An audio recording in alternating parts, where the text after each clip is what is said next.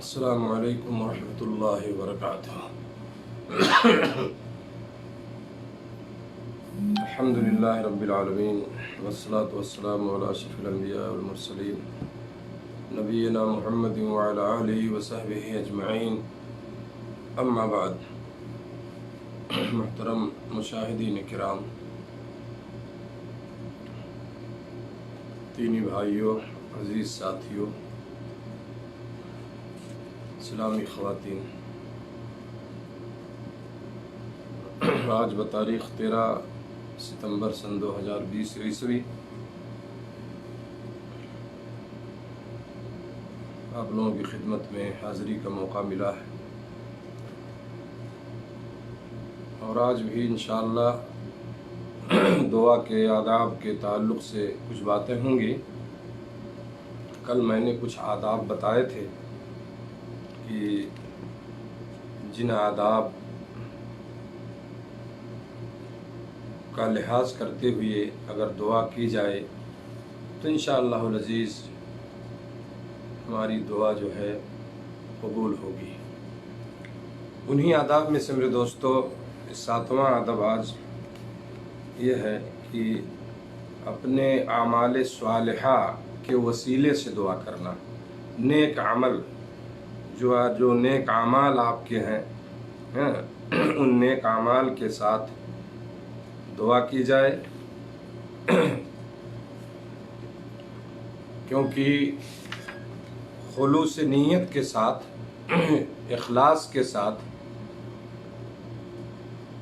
جو نیک اعمال کیے جاتے ہیں، ان نیک اعمال یا اعمال صالحہ کے ساتھ دعا اور التجا کرنا، یہ بھی دعا کی قبولیت کے لیے بہت ہی مؤثر ہے، یعنی اس کا بہت اثر ہے اس میں۔ جیسا کہ مشہور واقعہ آپ نے سنا ہوگا، بہرحال میں وہ لمبا واقعہ تو نہیں بیان کروں گا، بس اس کی طرف میں ایک رہنمائی کرنا چاہتا ہوں۔ بخاری مسلم میں غار والوں کا ایک بہت مشہور واقعہ ہے۔ غار والے جو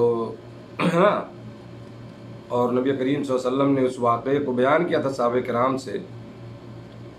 پہلے زمانے میں 3 آدمی اپنے کسی سفر میں نکلے تھے، اور اچانک جو ہے راستے میں غالباً رات کا وقت تھا، آندھی اور بارش آ گئی، اور ان تینوں نے آندھی اور بارش سے بچنے کے لیے ایک پہاڑ کی غار میں پناہ لی۔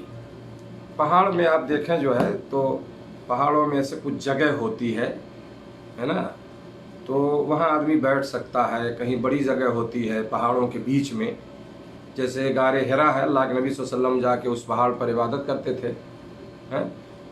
تو وہ غار جو ہے، یعنی جو جگہ ہوتی ہے پہاڑوں کے درمیان کچھ خالی، تو اس میں انہوں نے پناہ لیا۔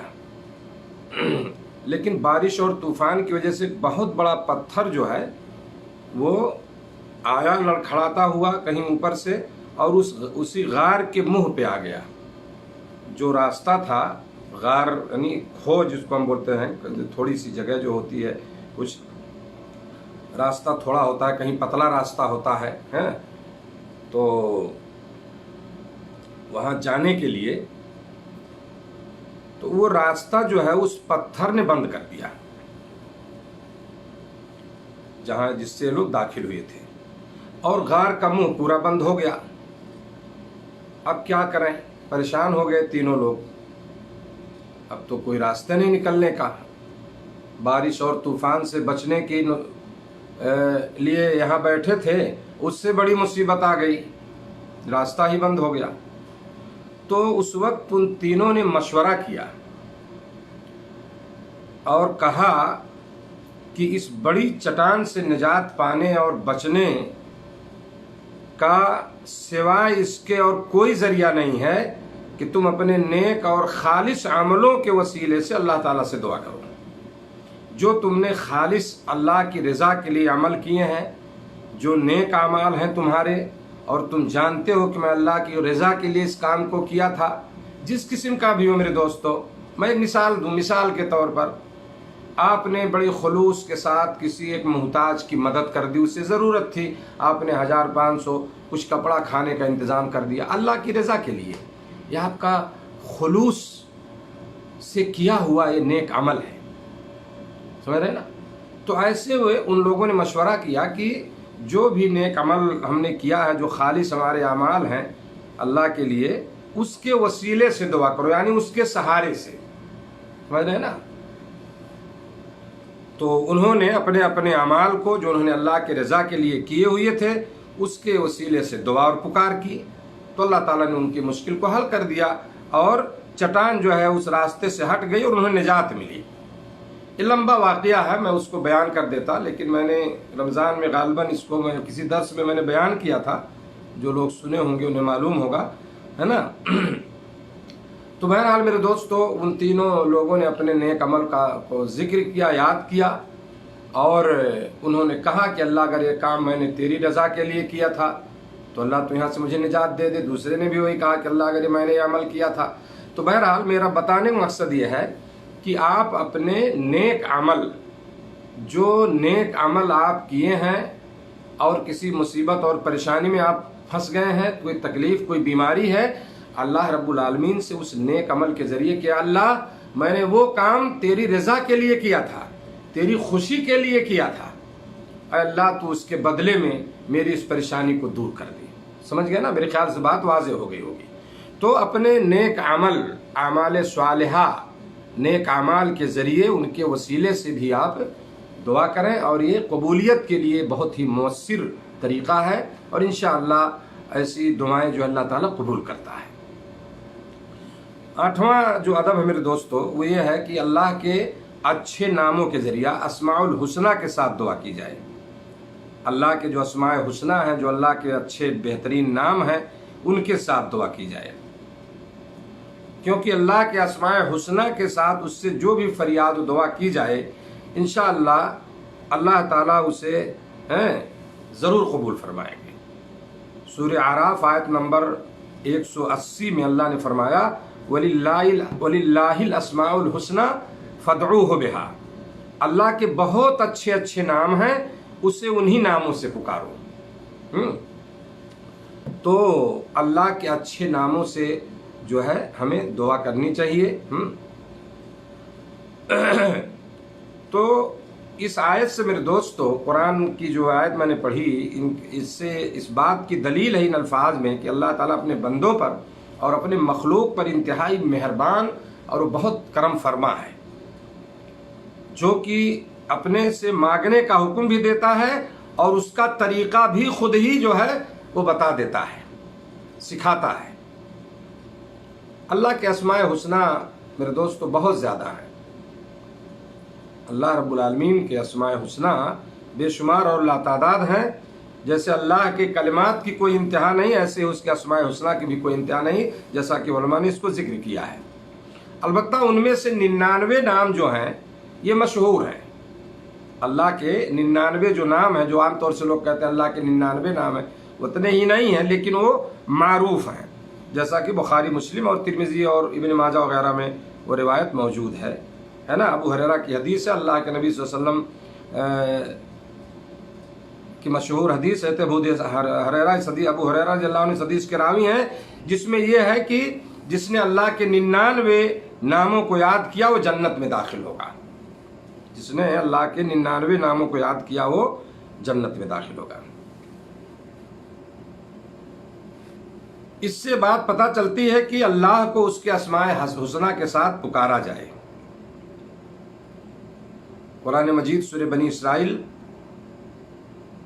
آیت نمبر 110 میں اللہ نے فرمایا قُلِ ادْعُوا اللَّهَ أَوِ ادْعُوا الرَّحْمَٰنَ أَيَّمَّا تَدْعُوا فَلَهُ الْأَسْمَاءُ الْحُسْنَىٰ، کہہ دے کہ اللہ کو پکارو یا رحمان کو بلاؤ، اللہ کو پکارو یا رحمان کو بلاؤ، کسی بھی نام سے بلاؤ، ہے نا؟ یہ صحیح ہے کہ اس کے بہت سے اسماء حسنہ ہیں۔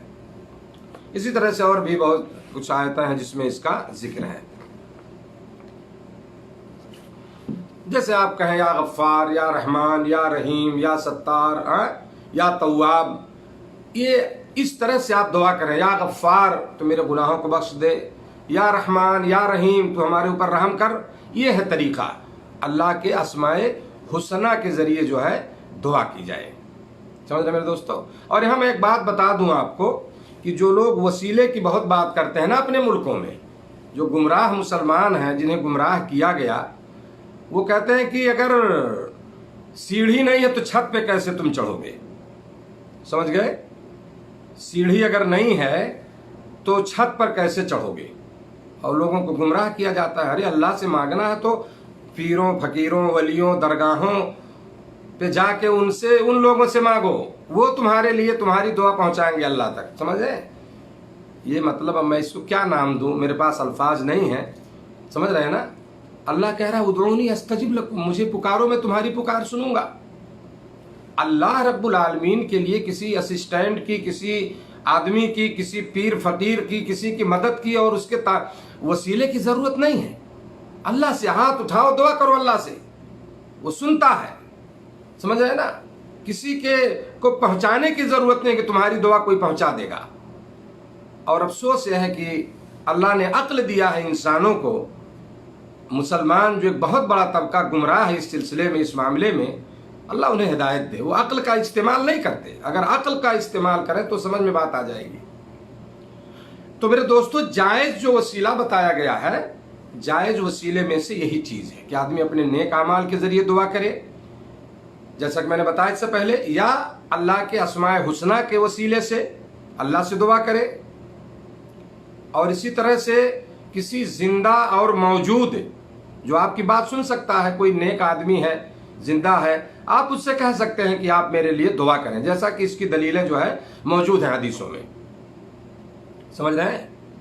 تو یہ جائز وسیلہ ہے میرے دوستو، اور اس طرح سے ان سے ہمیں دعا کرنی چاہیے. باقی کسی کے واسطے سے، کسی کے سہارے سے، جو آج کل جو طریقہ رائج ہے آج اہل بدعت کے یہاں، سراسر غلط ہے، وہ گمراہی ہے.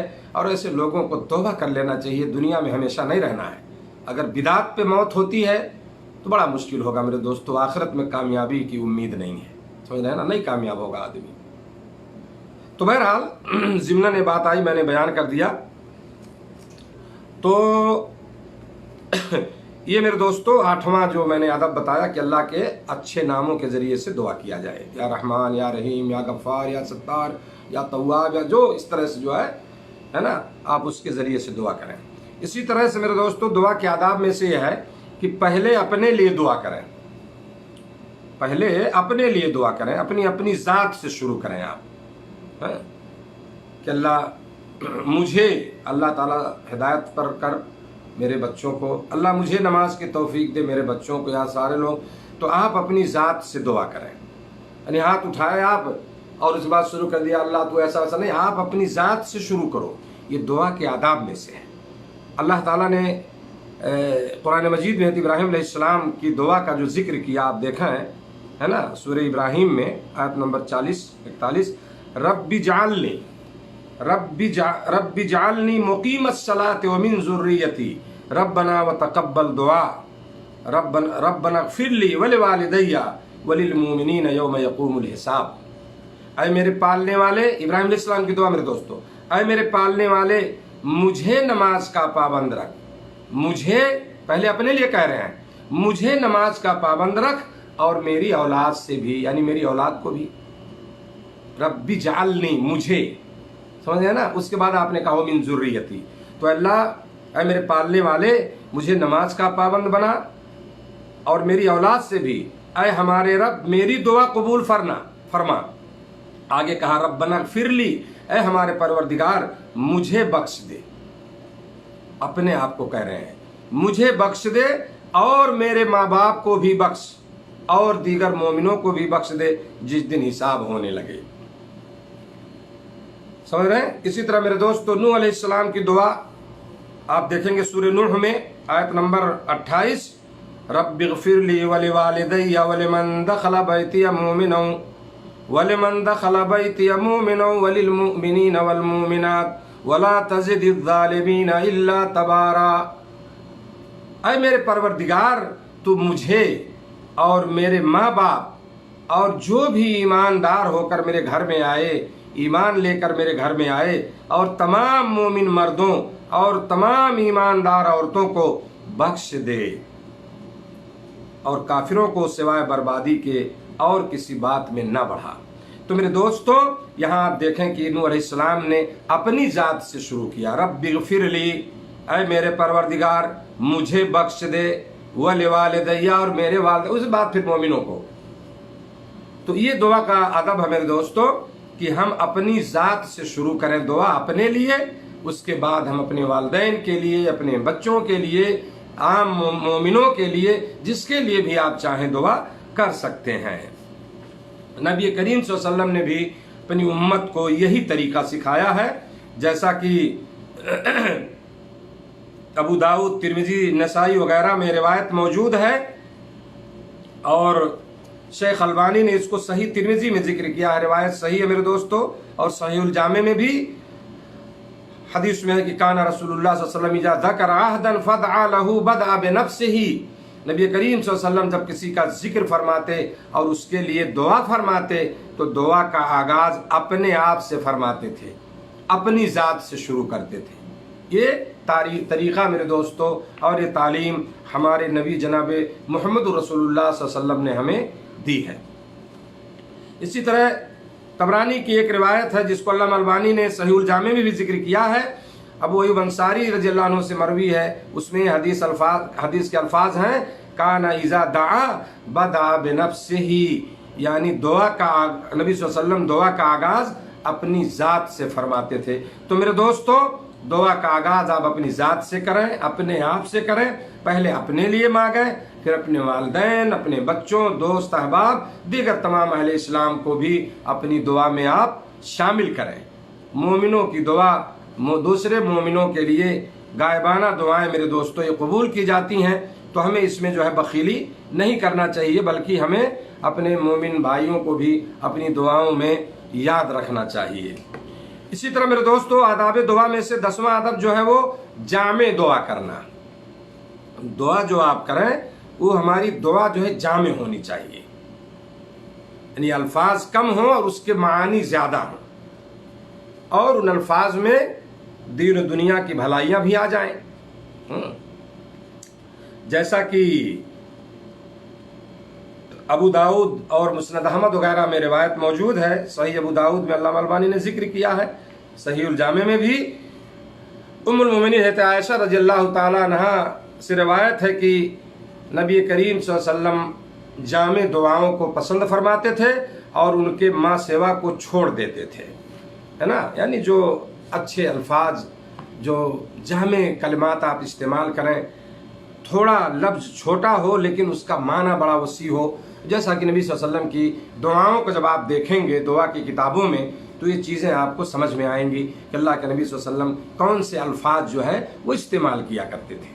دعا کی بہت ساری کتابیں ہیں میرے دوستو، دعائیں خاص طور سے حسن المسلم ہے، یا اسی طرح سے ہے نا دعا کی بہت ساری کتابیں ہیں۔ پہلے زمانے میں بہت سی دعائیں، مسنون دعائیں اور کیا کیا سب جو کتابیں رائج تھیں، بہت ساری روایتیں اس میں ضعیف بھی ہیں اور بہت ساری ہے نا بہت حد درجے کی ضعیف اور اس طرح قابل عمل نہیں ہے۔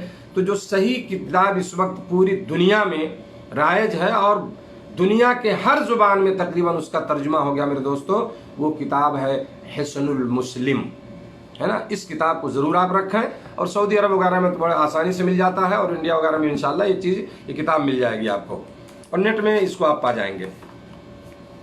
اسی طرح میرے دوستو، دعا کے آداب میں سے ایک چیز یہ بھی ہے کہ ہم جو ہے ہمیں مخفی طریقے سے پوشیدانی چھپا کر کے ہمیں دعا کرنا چاہیے، آہستہ آہستہ آپ دعا کریں تو آہستہ آہستہ دعا ہمیں کرنی چاہیے۔ آہستہ دعا کرنے میں کیا ہے، زیادہ جو ہے کیا ہے، عاجزی ہوتی ہے نا، انکساری اس میں پائی جاتی ہے۔ بعض اس کی کیا بلند آواز سے، جیسے رواج ہے نا آج کل جو غلط طریقے رائج ہیں کہ نماز پہ فرض نماز پڑھے مسجدوں میں، تو آج آپ دیکھیے جو ہے وہاں امام صاحب فوراً السلام علیکم وعلیکم السلام سماعت اللہم آمین شروع، اذکار ہیں پڑھیے۔ ایک صاحب نے کل مجھے سوال کیا میرا یہ ویڈیو دیکھ کر کے، وہ تھوڑا دعا والے ہیں وہ، تو جو اس کو مانتے ہیں کہ فرض نماز کے بعد دعا کرنی چاہیے، تو انہوں نے بہرحال اللہ ان کو جزائے خیر دے، ہمارے ایک دوست جاننے والے ہیں، انہوں نے میں سے میسج کیا کہ فرض نماز کے بعد دعا کرنا چاہیے کہ نہیں کرنا چاہیے، آپ کے مولانا لوگ کچھ کرتے ہیں کچھ نہیں کرتے ہیں، تو میں نے ان کو جواب دیا کہ بھائی فرض نماز کے بعد جو ہے، فرض نماز کے بعد دعا کا ثبوت ہی نہیں ہے۔ اذکار پڑھے جاتے ہیں، استغفر اللہ، اللہم انت السلام منک السلام، جو دعائیں ہیں، اور اس کے ساتھ آیت الکرسی اور تسبیح وغیرہ پڑھیے آپ، ہے نا۔ یہ اللہ کے نبی صلی اللہ علیہ وسلم کا طریقہ تھا۔ کسی بھی روایت میں ثابت نہیں کہ اللہ کے نبی صلی اللہ علیہ وسلم نے فرض نمازوں کے بعد بیٹھ کر کے دعا کیا ہو۔ یہاں تک کہ علماء نے فرض نماز کے بعد ہاتھ اٹھا کر دعا مانگنے کو بدعت کہا ہے۔ اس کی کوئی دلیل نہیں ہے، اس کی کوئی اصل نہیں موجود ہے شریعت میں۔ سعودی عرب کے فتویٰ کمیٹی کا بھی فتویٰ یہی ہے، یہاں کے بڑے علماء اور مفتیوں کا فتویٰ یہی ہے، شیخ صالح فوزان حفظہ اللہ بڑے عالم، ان کا فتویٰ یہ، سمجھ رہے ہیں کہ فرض نماز کے بعد بھی اگر آپ کو دعا کرنی ہے تو آپ ہاتھ اٹھا کر دعا نہیں کر سکتے، کیونکہ یہ عمل نبی کریم صلی اللہ علیہ وسلم کے عمل کے خلاف ہے۔ نوافل وغیرہ میں انہوں نے اس کو جائز کہا ہے، اگر نوافل ہے، نفل کے بعد کوئی مسئلہ نہیں، لیکن فرض نماز کے بعد ہاتھ اٹھا کے دعا مانگنا، اور خاص طور سے اجتماعی دعا جو بیٹھ کے امام صاحب کے ساتھ سارے مقتدیوں کا آمین کہنا، اس کی کوئی اصل میرے دوستو یہ ثابت نہیں ہے، ہے نا، شریعت میں اس کی دلیل نہیں موجود ہے، اس لیے ہمیں اس سے بچنا چاہیے، سمجھ رہے ہیں۔ آپ اذکار پڑھیں جو نبی صلی اللہ علیہ وسلم سے ثابت ہیں، سلام پھیرنے سے پہلے آپ دعا کریں، اللہم انی ظلمت، درود پڑھنے کے بعد اللہم انی ظلمت نفسی، دعا نبی صلی اللہ علیہ وسلم پڑھتے تھے، اللہم انی اعوذ بک من عذاب القبر وعذاب جہنم اور فتنۃ المسیح الدجال، یہ دعائیں آپ پڑھتے تھے۔ تو شیخ ابن باز رحمہ اللہ وغیرہ کا کہنا یہ ہے کہ سلام پھیرنے سے پہلے جو دعا کرنا ہے آپ کر سکتے ہو، کوئی مسئلہ نہیں ہے، دعائیں ثابت ہیں نبی صلی اللہ علیہ وسلم سے، لیکن سلام پھیرنے کے بعد بیٹھ کر کے اس طرح دعا کرنا میرے دوستو اس کا کوئی ثبوت نہیں ہے، تو ہے نا، وہ عمل جو ہے بدعت ہے، اور خاص طور سے ہاتھ اٹھانا، ہاتھ اٹھا کے دعا کرنا، اس کی کوئی دلیل موجود نہیں ہے، اس لیے ہمیں ایسے اعمال نہیں کرنے چاہیے جو نبی کریم صلی اللہ علیہ وسلم سے ثابت نہیں ہے، حدیثوں میں جس کا ثبوت نہیں ہے۔ اگر یہ چیز ہوتی، نماز کا حصہ ہوتا، تو اللہ کے نبی صلی اللہ علیہ وسلم ضرور تعلیم دیتے، لیکن ہے نہیں۔ اور اہم بات ایک چیز میں آپ لوگوں کو بتانا چاہتا ہوں کہ نماز جو ہماری شروع ہوتی ہے وہ اللہ اکبر تکبیر تحریمہ سے آپ شروع کی، اللہ اکبر آپ نے نیت باندھ لیا، آپ نماز میں داخل ہو گئے، اور جب آپ نے سلام پھیر دیا تو آپ کی نماز ختم، جیسا کہ حدیثوں میں چیز موجود ہے، صحیح حدیث ہے، سنیں نا، یعنی اللہ اکبر تکبیر تحریمہ سے آپ کی نماز شروع ہوتی ہے اور سلام پہ آپ کی نماز ختم ہو جاتی ہے، ختم آپ کی نماز۔ اب اس کے بعد جو اذکار وغیرہ ہے فرض نماز کے بعد اس کو آپ پڑھیے۔ تو بہت سارے لوگ اس کو برا مانتے ہیں، اگر ان کو کہا جائے کہ اس کی دلیل نہیں تو کہتے ہیں تم لوگ کچھ نہیں جانتے، تم لوگ فتنہ پیدا کرتے ہو، سمجھ رہے ہیں نا، یعنی ان کی خوشی کے لیے ہم جو ہے نبی صلی اللہ علیہ وسلم کے طریقے کو چھوڑ دیں اور ان کی خوشی کرنے کے لیے ان کی دعا میں ہم شامل ہو جائیں، ان کی طرح کریں، ان کے نفسانی خواہشات کی پیروی کریں، تو ہو ہی نہیں سکتا ہے، سمجھ رہے ہیں نا۔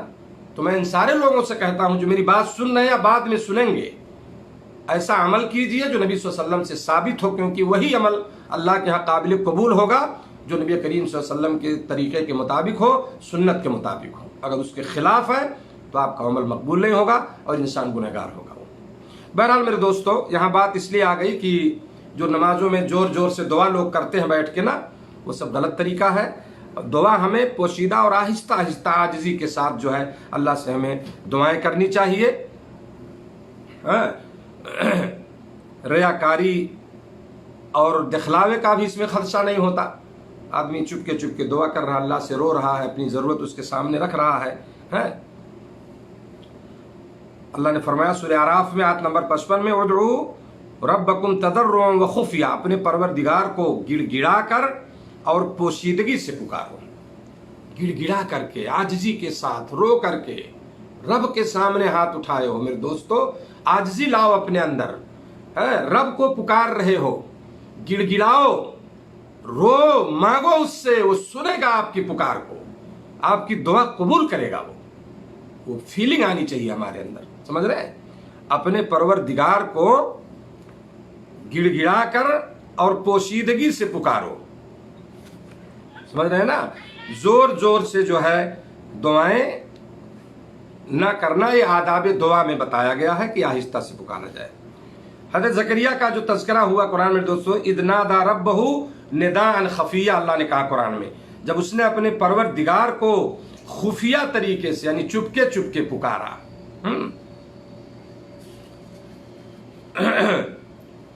اسی طرح میرے دوستو ایک روایت ہے جو ہے صحیح بخاری مسلم وغیرہ میں اللہ کے نبی صلی اللہ علیہ وسلم نے فرمایا،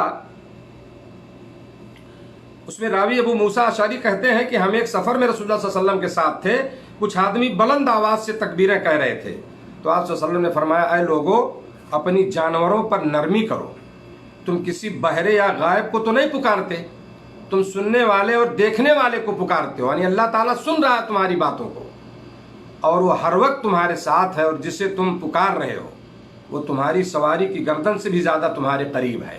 سمجھ رہے ہیں نا؟ قریب کا مطلب یہ نہیں میرے دوستو کہ اللہ موجود ہے ہمارے ساتھ بے نفس ہی، نعوذ باللہ، یہ صوفیوں کا، ابن عربی وغیرہ کا عقیدہ، سمجھ گئے؟ وحدت الوجود کے جو قائل ہیں کہ اللہ ہر جگہ موجود ہے، اللہ ہر جگہ موجود نہیں ہے۔ مطلب یہ ہے کہ اللہ تعالیٰ اپنے علم، جو اس کا اللہ کا علم ہے، وہ ساری چیزوں کو اللہ کا علم جو ہے احاطہ کیے ہوئے ہے۔ سمجھ رہے ہیں نا؟ وہ آپ سے قریب ہے، وہ آپ کی سب کچھ سنتا ہے، دیکھتا ہے، اپنے علم ہے نا، اس کی قدرت جو ہے وہ ساری چیزوں کو محیط ہے۔ اور کبھی بھی یہ نہیں کہنا چاہیے کہ اللہ ہر جگہ موجود ہے میرے دوستو، یہ غلط عقیدہ ہے، ایک گمراہ فرقے کا عقیدہ ہے، یہ صوفیوں کا عقیدہ ہے جنہوں نے اللہ کی شان میں بڑی گستاخیاں کی ہیں۔ اللہ نے اپنا ٹھکانہ بتا دیا ہے کہ الرحمن علی العرش استوی، اللہ رب العالمین جو ہے عرش پر مستوی ہے، اس کا ٹھکانہ کہاں ہے؟ عرش پر ہے، وہ یہ اس کا ٹھکانہ ہے میرے دوستو۔ تو بہرحال جو حدیث میں ذکر آیا کہ تمہارے ساتھ، تو اس کا مطلب ہے کہ اللہ اپنے علم سے ساری چیزوں کو احاطہ کیے ہوئے ہے۔ تو معلوم ہوا میرے دوستوں کہ ہمیں اللہ کو آہستہ آہستہ چپکے چپکے سے پکارنا چاہیے، اس سے دعا کرنی چاہیے۔ اسی طرح میرے دوستو جو دعا کے کلمات ہیں، 12 نمبر ادب جو ہے کہ اس میں اصرار اور تکرار ہو، بار بار کہیں آپ اس کو، دعا کرتے وقت الفاظ جو ہیں دعا کے 2 3 بار دہرائیں آپ اس کو، ہے نا، اسے بار بار کہیں۔ جیسے مثال کے طور پر اگر کوئی کہتا ہے اللہ تو مجھے روزی دے، روزی مانگتا ہے، اللہم ارزقنی، تو ایک بار کہہ کے نہ چھوڑے، بلکہ الفاظ کو بار بار کم سے کم 3 مرتبہ ضرور کہیں۔ اللہم ارزقنی، اللہم ارزقنی، اللہم ارزقنی، اللہ مجھے رزق دے، اللہ مجھے رزق دے، یا اللہ مجھے شفا دے، اللہ تو مجھے شفا دے، اللہ مجھے شفا دے۔ کم سے کم 3 بار آپ اس کو دہرائیے، یہ دعا کے آداب میں سے ہے، اس کی دلیل موجود ہے۔ جیسا کہ صحیح مسلم میں حضرت عائشہ رضی اللہ تعالی عنہا سے مروی ہے، کان النبی صلی اللہ علیہ وسلم اذا دعا کرر ثلاثا، جب نبی صلی اللہ علیہ وسلم دعا فرماتے تو دعائیہ کلمات کو 3 بار دہراتے تھے۔ سمجھ رہے ہیں نا؟ 3 بار نبی صلی اللہ علیہ وسلم ریپیٹ کرتے تھے۔ ابو داؤد اور صحیح ابن حبان میں روایت ہے عبداللہ بن مسعود رضی اللہ عنہ کی کہ ان رسول اللہ صلی اللہ علیہ وسلم کان یعجبہ ان یدعو ثلاثا ویستغفر ثلاثا، نبی کریم صلی اللہ علیہ وسلم اس بات کو پسند فرماتے تھے کہ آپ دعا فرمائیں تو 3 مرتبہ، اور بخشش طلب کریں تو بھی 3 مرتبہ، یعنی اللہ مجھے بخش دے، اللہ مجھے بخش دے، استغفر اللہ استغفر اللہ تو اس طرح سے آپ جو ہے دعا کے کلمات کو بار بار ریپیٹ کریں، یا کم سے کم اس کو 3 بار ضرور کہیں، جو ہے یہ دعا کے آداب ہے میرے دوستو، اور نبی کریم صلی اللہ علیہ وسلم کے طریقے سے یہ چیز ثابت ہے۔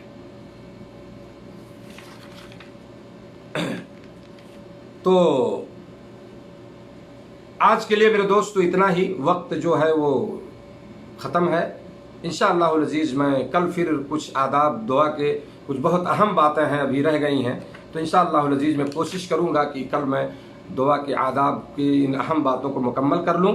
آپ لوگوں کا بہت بہت شکریہ، اللہ آپ لوگوں کو جزائے خیر عطا فرمائے۔ آپ لوگوں نے اپنا وقت دیا، جو ہمارے ساتھی سعودی عرب میں، اس امارات میں، یا اسی طرح سے نیپال وغیرہ کے لوگ جڑے ہیں، اللہ رب العالمین آپ لوگوں کو خوشیاں عطا فرمائے، ہر بیماری اور تکلیف سے جو ہے اللہ حفاظت فرمائے، اور آپ کے سننے کو، دیکھنے کو، اپنا وقت دینے کو اللہ تعالیٰ قبول فرمائے، اور اسے ہمارے نیک اعمال میں درج کرے، اور ہمیں اسے ہمارے لیے میرے دوستو قیامت کے دن ہمارے لیے ذریعے نجات بنائے۔ آپ کا ایک لمحہ، ایک سیکنڈ، ایک منٹ اس طرح کے دینی پروگرام کا سننا میرے دوستو یہ اجر و ثواب سے خالی نہیں ہے، اور یہی بہترین مجلس ہوتی ہے جہاں اللہ کی باتیں ہوں، سنی جائیں اور سنائی جائیں، اس سے بہتر کوئی اور بات دنیا میں نہیں ہے۔ اللہ ताला हम सबको नेक अमल की तौफीक दे। रब्बुल आलमीन हमारी दुआओं में खुलूस पैदा करे और रब्बुल आलमीन हमें क्या है ज़्यादा से ज़्यादा नेक अमल करने की और गुनाहों से दूर रहने की तौफीक अता फरमाए। वस्सलामु अलैकुम व रहमतुल्लाहि व बरकातुहू।